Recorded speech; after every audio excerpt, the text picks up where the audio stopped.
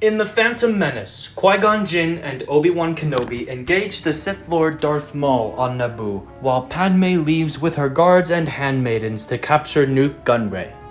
Qui-Gon and Obi-Wan are separated during the duel, and Qui-Gon is ultimately killed by Maul, leading to Obi-Wan slicing Maul in half. But what if, instead, the roles were reversed, and Maul was the one to die at the hands of Qui-Gon? Without any further ado, let's begin with our revised story. Our story begins on Naboo, where Jedi Master Qui-Gon Jinn meditates in front of the laser gates, as Maul's impatience continued to grow with every step he took. Little did he know that Qui-Gon was using battle meditation as he centers himself in the Force. And, in Qui-Gon's head, the Force priestesses speak to him, warning him that he needed to survive, as Anakin Skywalker's destiny depended on it. Strengthened by their words, Qui-Gon rises, and, when the laser gates deactivate, he eventually defeats Darth Maul, killing the Sith assassin by piercing his emerald green weapon into the Sith Lord's heart.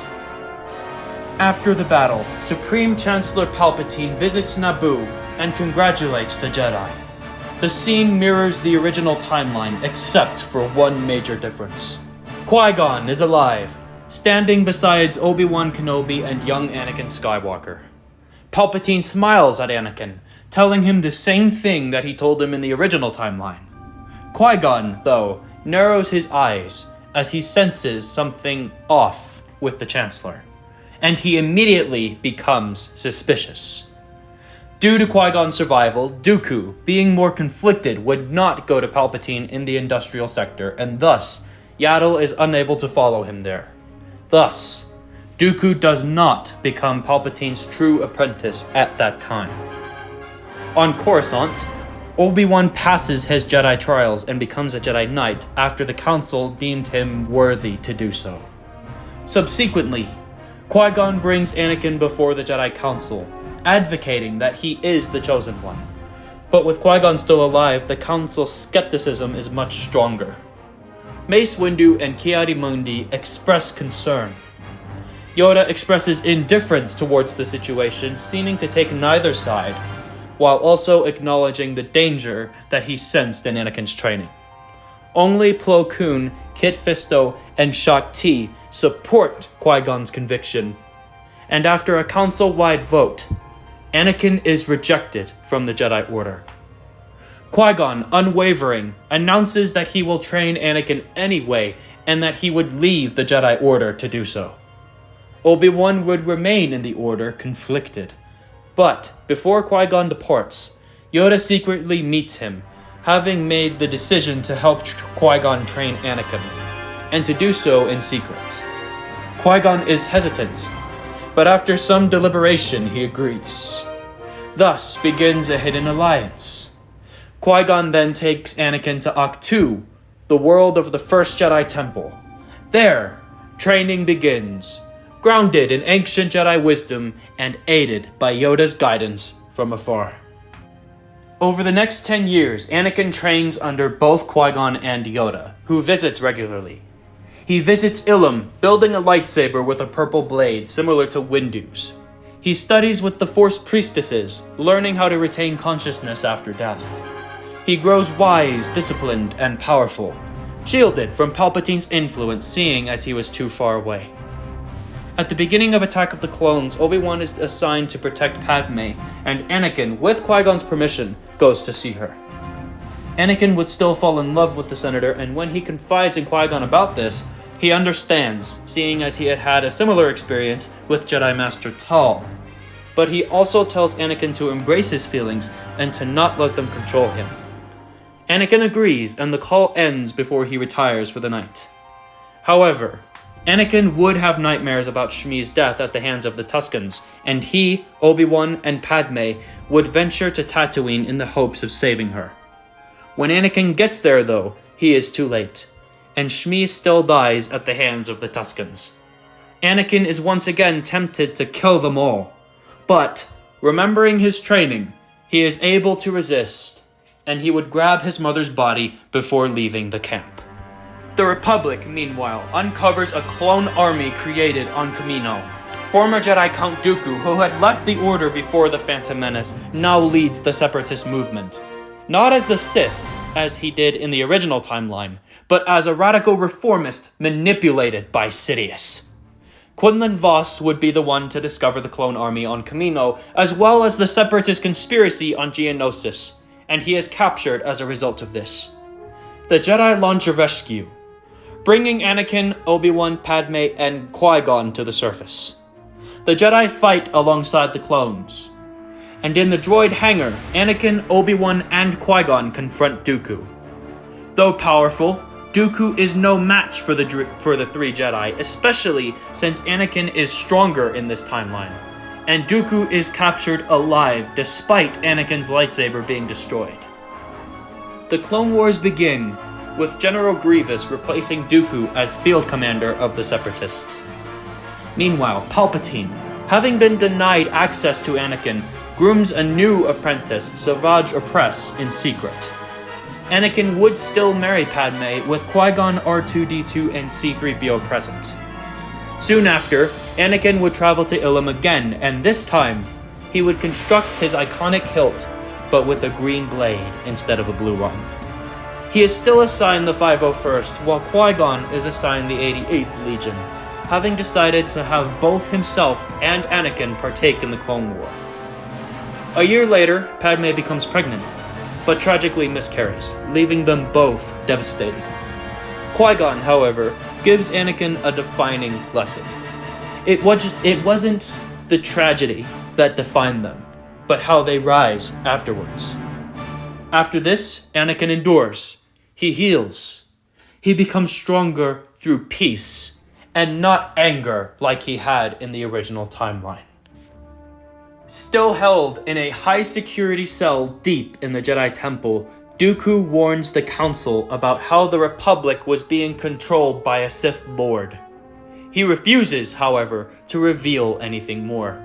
But Palpatine grows uneasy as he knows that Dooku knows about his identity and his plans. So, to eliminate the threat, he hires 3 elite Black Ops mercenaries, untraceable and deadly. They infiltrate the temple at night, but Anakin and Obi-Wan arrive before they could get to Dooku. The last mercenary gasps, whispering that the Senate gives Dooku their regards. Anakin puts 2 and 2 together and realizes that someone in the Senate wants Dooku dead.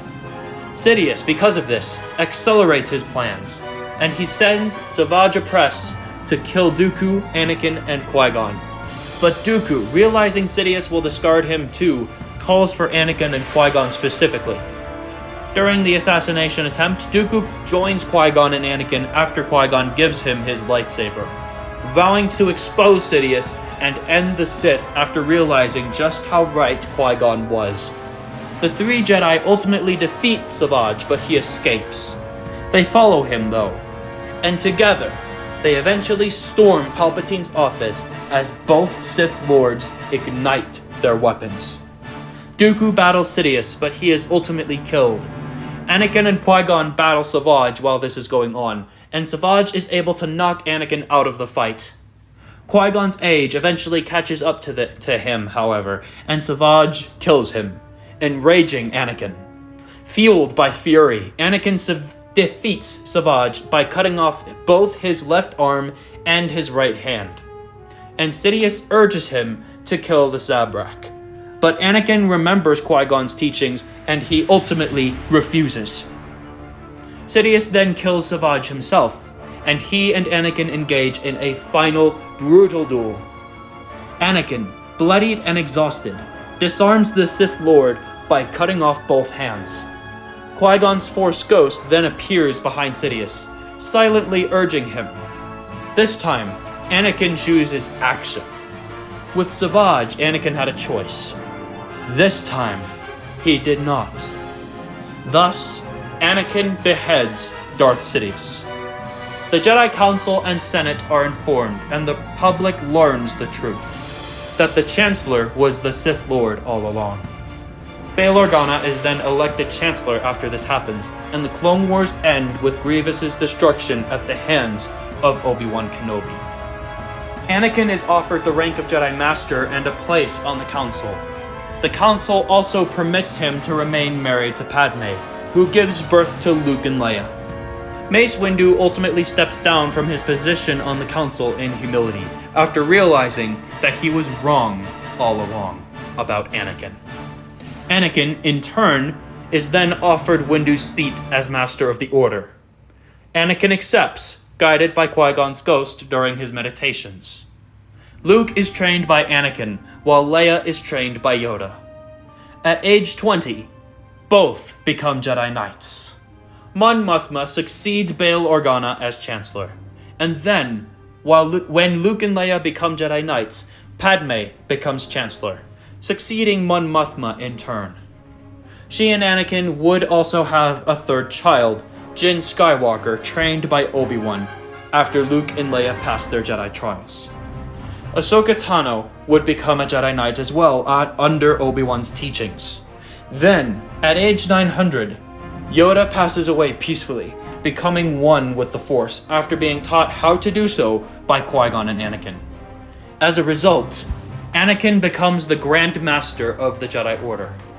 Under Anakin's leadership and Padme's vision, the galaxy enters a golden age of balance, peace, and prosperity. Padme Amidala would become the most beloved Chancellor in the history of the Republic. Anakin Skywalker, whose future was once clouded by fear, fulfills the Chosen One prophecy and becomes the most powerful being in the galaxy, not by becoming a Sith, but by mastering his emotions, embracing love, and destroying the darkness that nearly consumed the galaxy. Folks, that is our revised story today. I once again apologize for the delay. Things have been pretty crazy with both school and work and just life in general, so I hope y'all can understand the delay. There will be another video on Saturday to make up for that. Also, a very sincere thank you to all of you for more than 300 subscribers. We're getting closer and closer to 500 subscribers with each video that comes out. So if you're new, please, by all means, subscribe to the channel and turn on those notifications so that you do not miss a thing. Do comment your ideas for part 2 of what if Mace Windu killed Palpatine before Anakin arrived. And also comment your ideas for what if Anakin killed Obi-Wan on Mustafar. Donate to both GoFundMes if you feel so inclined. It would really help me out if you did. Links in the description below. Follow my Instagram at Star Wars Red Wing. As always, thanks for watching. May the Force be with you, and I'll see y'all later.